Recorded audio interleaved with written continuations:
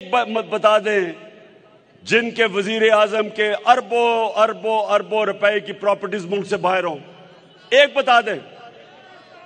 آپ اور تو چھوڑیں، یہ ساتھ والا ملک، یہ نریندر موڈی، اس کی کتنی بار پراپرٹیز ہیں؟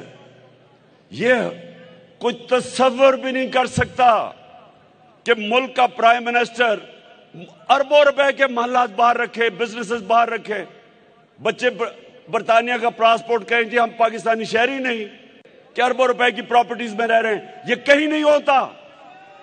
یہ تب ہوتا ہے جب طاقتور کے لیے ایک قانون اور کمزور کے لیے دوسرا، جو جنگل کا قانون ہے۔ شیر کے لیے ایک اور قانون ہوتا ہے بیچارہ، ہرن کے لیے دوسرا قانون ہوتا ہے جنگل میں۔ شیر جو چاہے کرتا ہے، اس کو کوئی پوچھتا نہیں ہے، اور بیچارہ جو کمزور ہوتا ہے ان کو کوئی حفاظت کرنے کے لیے نہیں آتا۔ یہ ہے اس وقت پاکستان کے حالات۔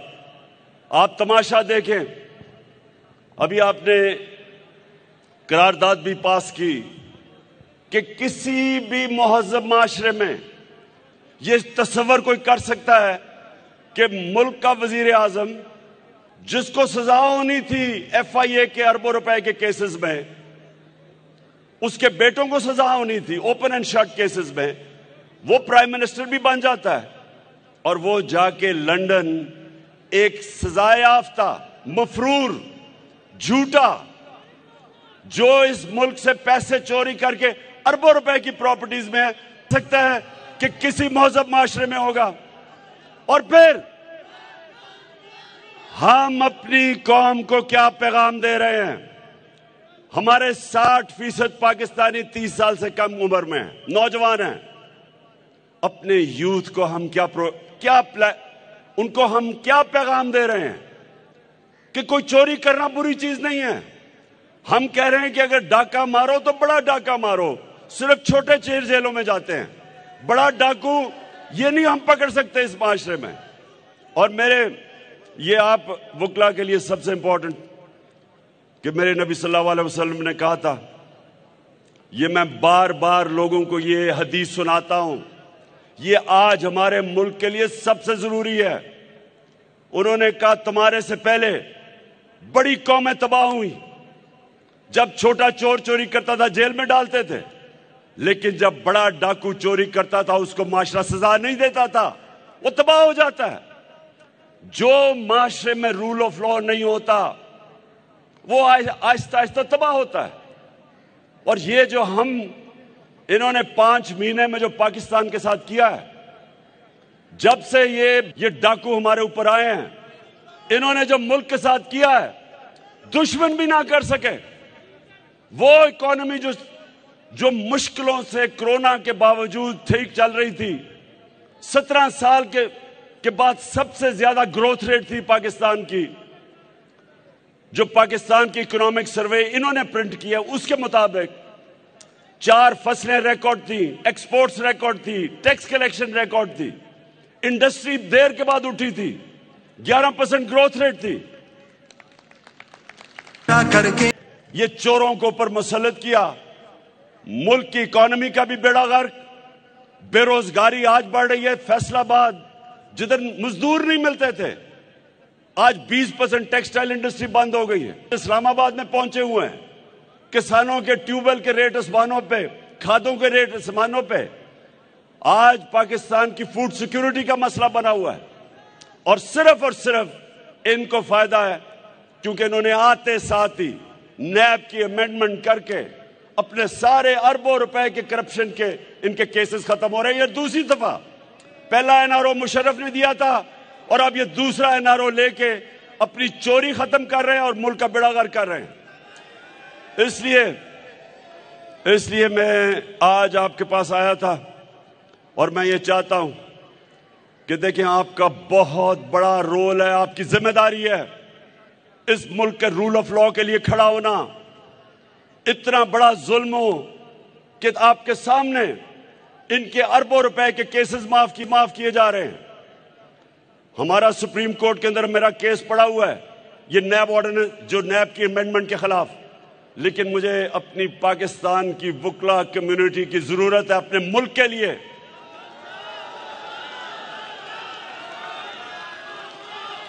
اپنے ملک کو حقیقی طور پہ آزاد کرنے کے لیے, رول آف لا کے لیے. رول آف لا, انصاف. جب حضرت علی رضی اللہ تعالیٰ نے کہا تھا کفر کا نظام چل جائے گا, لیکن نا انصافی اور ظلم کا نظام کبھی نہیں چلتا. اس ملک میں مجھے لوگ کہتے ہیں جی کیسے آپ پاکستان کو اس دلدل سے نکالیں گے. میں آپ کو گارنٹی کرتا ہوں کہ جو بیرون ملک پاکستانی ہیں, 1 کروڑ پاکستانی باہر ہے, ایک دفعہ یہاں ہم اپنا قانون ٹھیک کر دیں, ہم رول آف لا امپوز کر دیں, کانٹریکٹ انفورسمنٹ کر دیں, میں آپ کو کہتا ہوں کہ صرف 5 لاکھ ہی بیرون ملک پاکستانی انویسٹمنٹ کر دیں, آپ کو IMF کی ضرورت نہیں پڑے گی, آپ کو کسی سے بھیک مانگنے کی ضرورت نہیں پڑے گی. آپ کا وہ جو ابھی شہباز شریف جدھر جاتا ہے ہاتھ آگے پھیلا دیتا ہے, جدھر جاتا ہے پیسے مانگتا ہے, اور کوئی پیسے دینے کے لیے تیار نہیں ہے. آپ نے وہ دیکھا تھا میرے وکلا, آپ نے وہ دیکھا تھا کہ وہ جو سیکرٹری جنرل یونائٹڈ نیشنز کا آیا ہے اینٹونیو گٹرس, اس کا بازو ہی پکڑ لیا اس نے.